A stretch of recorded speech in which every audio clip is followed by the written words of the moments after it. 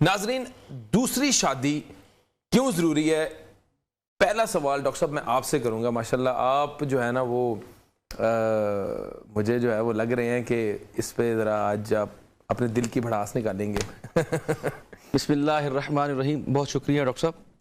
اصل بات یہ ہے کہ جو دوسری شادی ہے اس کو ہم نے کئی اسپیکٹ سے دیکھنا ہے، نہ صرف ایک مذہبی یا دینی اسکالر ہونے کے ناطے، بلکہ ہم نے اپنے معاشرے کو دیکھنا ہے، اس کی سائنٹیفک وجوہات بھی دیکھنی ہے، اس کی سائیکولوجیکل وجوہات دیکھنی ہے، فزیولوجیکل دیکھنی ہے. یہ سارے معاملات کو جب ہم دیکھتے ہیں تو پھر ہمیں نظر آتا ہے کہ اللہ تعالیٰ نے جب ایک انسان حضرت انسان کو پیدا کیا ہے، اس کے جوڑا بنایا، تو اس کے لیے جو تقاضے اللہ تعالیٰ نے رکھے ہیں وہ ان تقاضوں کو ایک مرد یا عورت بیان نہیں کر سکتے، بلکہ جن کو دونوں نے خالق اللہ تعالیٰ نے جہاں پہ شادی کا حکم دیا قرآن مجید میں، وہاں پہ تو اللہ تعالیٰ نے شروع ہی کیا ہے مثنی و ثلاث و رباع، 2 3 4. بے شک تو ہم تو ایک کے اوپر ہی جو ہے نا وحدہ لا شریک کر کے بیٹھے ہوئے ہیں. اور میں یہ سمجھتا ہوں کہ ہم لوگ، ہمارے معاشرے کا ایک المی ہے جو کہ بہت ہی، میں یہ سمجھتا ہوں ہماری بدقسمتی ہے، کیونکہ ہم ایک ہندو معاشرے سے آئے ہوئے ہیں اور ہمارا ابھی بھی کلچر، کئی رسومات ہماری شادی بیاہ کی، ہمارے عام جو ہے کلچر ان سے بہت زیادہ ملتا جلتا ہے، اور وہی روایت آج تک چلی آ رہی ہے کہ دوسری شادی کو کفر سمجھا جاتا ہے ہمارے معاشرے کے اندر. ایسے ہی ہے. اور آپ اس میں دیکھیے گا کہ جس طرح آپ نے کہا کہ میں تو یہ کہوں گا کہ اللہ تعالیٰ نے جب یہ احکامات نازل کیے اور ہمیں یہ جو پابندی تھی اس کو ختم کیا، تو اس کو ذرا دیکھیے کہ اللہ تعالیٰ نے جو ہمارے ہاں عورتیں یہ بات کرتی ہیں کہ جی 2 اور 3 اور 4 کی اجازت دی ہے، نہ صرف بھائی ان کو محدود کی ہے اللہ تعالیٰ نے.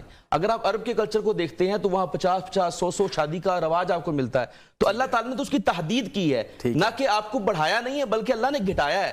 اس چیز کو دیکھنا ضروری ہے کہ اللہ تعالیٰ نے آپ کو یہ نہیں کہا کہ آپ 50 کریں، آپ 100 کریں. اللہ تعالیٰ نے تو کم کر دیا، 4 کی تعداد محدود کر دی، لیکن ہماری عورتوں نے، ہماری بیگمات نے وہ تعداد اور نیچے لے کے 1 تک محدود کر دی. مطلب یہ تو بات جو ہے نا ہمارے معاشرے کے اندر بہت زیادہ عام ہے.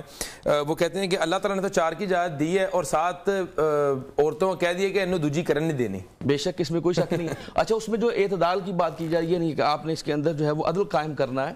اور اس کے اندر دوسری بات یہ ہے کہ اگر آپ اس کا ترجمہ دیکھیں کہ اگر آپ خوف زدہ ہیں تو وہ جو ڈرپوک لوگ ہیں اور برے صغیر کے، تو آپ کو پتہ ہے خفتم اللہ تعدلوا فواحدۃ او ما ملکت ایمانکم کی بات کی ہے، یہ ہم سب کے اوپر لاگو ہوتی ہے، خصوصاً برے صغیر میں، کہ اگر آپ دوسری شادی کریں اس کا مطلب ہے کہ آپ ڈیتھ وارنٹ کے اوپر سائن کر رہے ہیں کہ آپ اس کے بعد آپ کا. اچھا، عدل کو مس انٹرپریٹ نہیں کیا جاتا، مس انٹرپریٹ کیا جاتا، مس انٹرپریٹ کیا جاتا عدل کو. مطلب عدل کیا؟ عدل مطلب اتنی، اگر آپ نے ایک شادی کی ہوئی ہے اور اگر آپ دوسری شادی کر لیں، اور اگر آپ نے یہ بات کر دی ہے پہلے اپنی بیگم سے کہ یار میں جو ہے آپ کو جو ہے مہینے کے اندر 10 دن دے سکتا ہوں یا 12 دن دے سکتا ہوں یا 5 دن دے سکتا ہوں اور اتنا خرچہ دے سکتا ہوں، میری ایک شادی پہلے بھی موجود ہے، میرے اس سے بچے ہیں، تو اگر آپ نے پہلے بات کر دی ہے تو پھر تو عدل ہو گیا نا. بے شک اس میں کوئی شک والی بات نہیں ہے. اور میں ایک اور آپ کو لاجیکل بات بتاؤں. دیکھیے اس وقت جو دنیا کی آبادی ہے، یعنی 7.5 ارب دنیا کی آبادی ہے، اور اس کا 55% عورتوں پہ منحصر ہے، 60% اور نہیں 55 سے 56% ہے اوورال پوری دنیا کے اندر،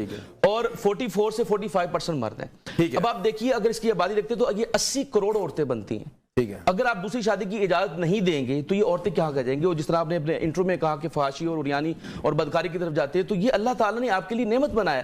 اور جیسے آقا علیہ السلام نے فرمایا کہ قرب قیامت جو ہے، یہ جو جس طرح معاشرہ قیامت کی طرف بڑھ رہا ہے تو عورتوں کی تعداد بڑھتی جائے گی. تو اگر آپ کے پاس ہمارے معاشرے کے اندر جو سینسز ہے ہمارا، وہ اس میں عورتوں کی تعداد مردوں سے زیادہ ہے. بے شک. اور دیکھیے نا کہ 20% بھی اگر مرد رہ جاتے ہیں قرب قیامت اور 80% عورتیں رہ جاتی ہیں، تو تب بھی 4 کے ساتھ ان کو اکوموڈیٹ کیا جائے. کیا بات علامہ صاحب.